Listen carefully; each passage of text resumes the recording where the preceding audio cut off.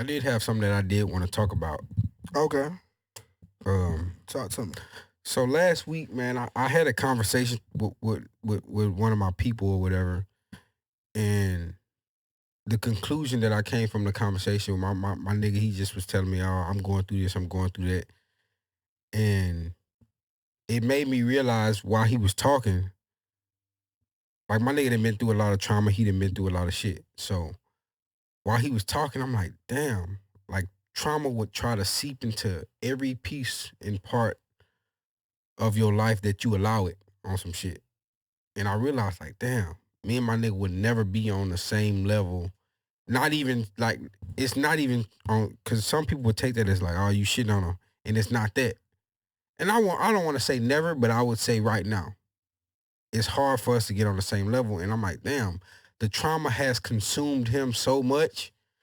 And we kind of went through the same shit, not really, but you know what I'm saying? Here, it's similarities there Yeah, on some shit. And in my head, I'm like, damn, how can I even help him, out of this situation on some shit? And my question to y'all is like, have you ever had a situation where it's like every time that you turn around, every time that you look, and like, damn, your trauma has resurfaced. Shout out to Kendrick. Your trauma has resurfaced and is continuing trying to like get to that next level of hurt or harm or in your conscious in some type of way. You know what I'm saying? If that makes for sense. sure.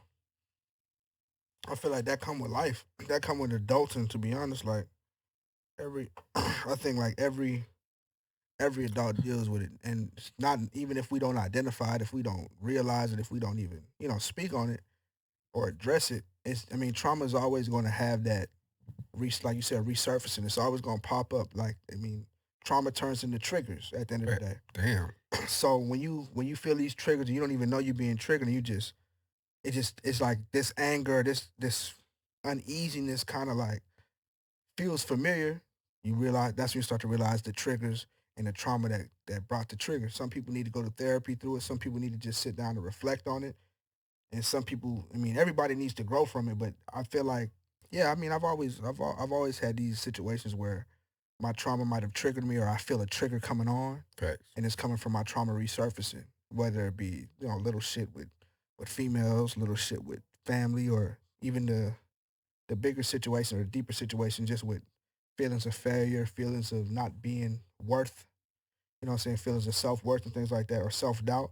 Yeah, the trauma always gonna resurface itself, but to bring it a little further, like we gotta address that shit and actually find a way or set up a game plan on how to actually beat it. I'm always about beating your trauma, Facts. and you can never, what I'm saying, you can never like delete it, but you can always defeat it. You dig what I'm saying? Mm, Like that's how I feel about it. Yeah, bro. Like, what I'm saying, trauma doesn't it's not gonna go away. It's not gonna go away. It's how you learn how to deal with it. Like I always say, life comes at you fast, but how fast can you react? Or how can you react? Life comes at you fast, bro. Are you gonna react faster, or are you just gonna let that motherfucker, what I'm saying, take you out the paint? like a effective react though. Cause I think sometimes we get into the notions where it's like That's a fact. you react and it because I've had blow ups. You know what I'm Yeah, saying? yeah, Y'all know I've had blow ups when I reacted to my trauma. I reacted to my trigger, however you want to, call it. And it's like that's it's cool that you reacted fast, but was the reaction that you gave, was it the right reaction? You know what I'm yeah. saying? And I think now I'm getting to the point in life where it's just like, okay, let me sit back now. I don't want to be so quick to it because when I'm quick to it, I realize that my quickness to it is always not the best decision. You know what I'm saying? Because at the end of the day, it's like, damn, I'm hurt behind it. I'm not even. It's not even that I'm like, yeah, it bothered me and all, but in our reality, it hurts when the trauma resurface. It's like, damn, that's not even that I'm angry or I'm mad or I'm upset, but I'm bruised in the same place that I've been bruised before. Right. You know what I'm saying? So it's like trying to kind of decipher of how should I handle it or who should I talk to help me get through this certain situation or this certain problem on some shit.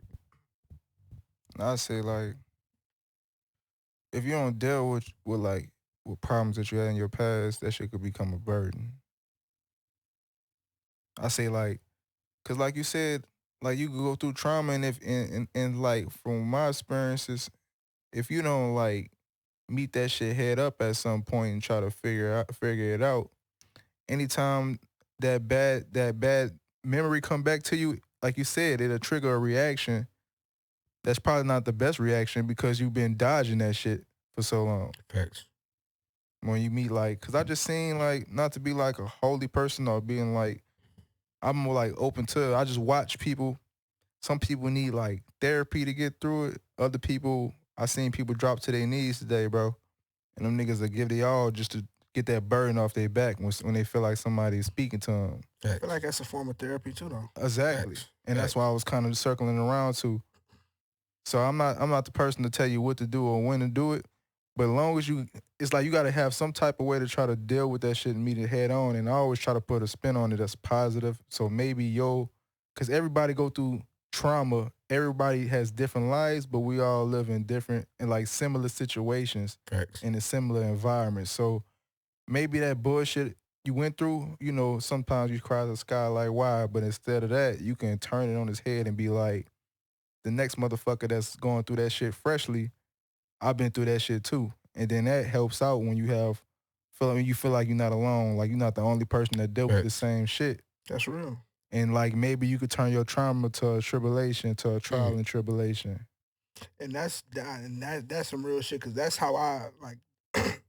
That's how I feel like sometimes I turn my trauma around. Like I get triggered from other people dealing with shit sometimes. And you hear people talking to you, you know what I'm saying? Like it's a thing. Like, I mean, from my grandparents to my parents to my aunts, it's always like we give off this vibe where people want to vent to you and people, you know what I'm saying? Right. Want to confide in you, and you hear somebody else dealing with some shit that might trigger you, and you like, thank God that this hasn't happened to me again, but I see that happening to you, and I can give some of the what I say the most sound advice, some of the best advice that you can think to deal with that situation. Right. Even though I've only dealt with it maybe twice, but pain is relative.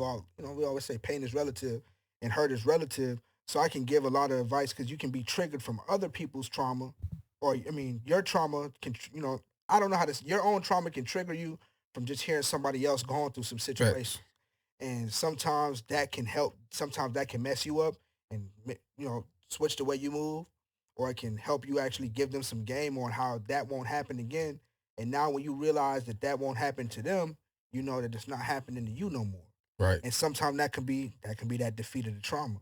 We can't delete it. We can defeat it though. And you made a good point, bro. Like you get triggered by other people, and I feel like that's just having a heart. Like you have an empathetic heart, bro. Cause you don't want nobody to feel like how you felt, bro. You done been through that bullshit, and you know what come with that.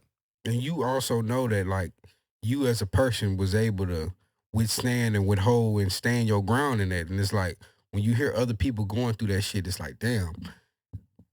You yourself or me myself, I'm like, nigga, we can get through this. Like this is it's normal to me to get through this amount of trauma. So when I hear like, oh shit, this is what I'm going through, I'm like, nigga, we can get through this.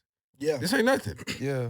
But that goes back around to just putting your expectations of your trauma on others. You know what I'm saying? So it's like, damn, you have to be, it's like, at some point you have to put that boundary there when it comes to trauma, and you're not going to cross that. I understand that you're there. I understand that I have to deal with you. But this is where this stops, right here. You know what I'm saying? I'm going to deal with you from a distance. I'm going to deal with you from some type of, all right, I'm going to go to this counselor. I'm going to go to my parents, or I'm vent to my girl, or whatever. Or your pastor. Or your pastor, whatever. Or bowing down to, the main thing is bowing down and giving everything to God. Facts. Take this off of me. You know what I'm saying? Yeah. But if you don't set those boundaries, that's when trauma can come and consume you as a person. Yeah. And when you get consumed, I don't think I can't say it's, without the help of God, I don't think it's no point of return. And it's that's like, a fact. Just and what you say is crazy, because it makes sense when you say you'll do shit from a distance, because it's like the craziest part is when you went through that trauma, if you see somebody going through it, it takes something from you to give to them. Facts. So you got to go back in that realm that you don't want to go in, that you was uncomfortable, that you don't like, to pull them out. You know what I'm saying? Mm-hmm. You start feeling some type of way, them feelings start coming back, the ones you overcame. Cause you gotta Facts. go down in that water and you gotta pull somebody out. You know what I'm saying? Mm-hmm. And That's what I'm saying. So it's like, do you want to give that energy and I wouldn't say backtrack, but go back to where you feel like you ain't never want to go again to try to save somebody else, or do you just like, I wish them the best. I'll pray for them. Hopefully they get through it like I got through it. Cause it's kind of like it's almost like Harriet Tubman, bro. Like she went back. You know what I'm saying? After she defeated the odds. She could have stayed over there and been like, I'm good. You know what I'm saying? Y'all can figure it out. I got out. But she made it. That was her personal mission, not to condemn anybody on how you moving. But that was her mission. She was like, shit, I can't live with myself being over here. Like I gotta go back and try to help as many people as I can. And sometimes it's on people's heart, and they feel like that's their reason for living. Is like, all right, I'm gonna help as many people as I can. And sometimes that's like I was saying, that sometimes that's your therapy. But it's a sacrifice. It's like their trauma is triggering you. You dig what I'm saying? And the same thing with Harriet Tubman is, and at some point, even Harriet Tubman, she had to leave some niggas behind. Facts. It's a learning curve, but we not gonna widen the learning curve just because somebody else can't. You know what I'm saying? Somebody else can't keep up. Oh, you want to bullshit while everybody else on this path is trying to get out? Right. You're gonna be left behind. There was niggas that was left behind and died and got caught on the Underground Railroad. But that's the part of the story that don't get told though. That's you know the fact. And it was because niggas, we want to get told. We want to get told and that it was niggas she had to shoot because she had to they shoot. Was on trying niggas. They was trying to go against the process. You loose at the lips. Can't trust you because friends become, and like pops. That was their thing. Be a burden. Be a bridge, not a burden. And sometimes you got to be a burden. You got to be a bridge, not a burden. And a lot of those people, like you said, she had to shoot, or like the people you said we had. They had to leave behind. Sometimes they became a burden. The burden became more than the bridge. Facts. It weighed more than the bridge. And sometimes you got to leave people behind. Sometimes you got to let them deal with what they're dealing with, because you can only, like you said, she helped them as much as she could. You can only lift up but so much weight, bro. And once that weight becomes a burden and not a challenge and not something that can, you know what I'm saying, pull you up, pause, you gotta leave them be. Right. But I mean, therapy, I mean, that's sometimes my form of therapy is helping people deal with the trauma that triggers me. Right. You get what I'm saying? That's how I feel about it. I mean, I don't got no more thoughts on it. Nah, that's just real. And I think it's just real that you even like, that you would even go back to try to save somebody else or help somebody else. Cause like, speaking of my pops. What are you saying, Grady? I'm sorry.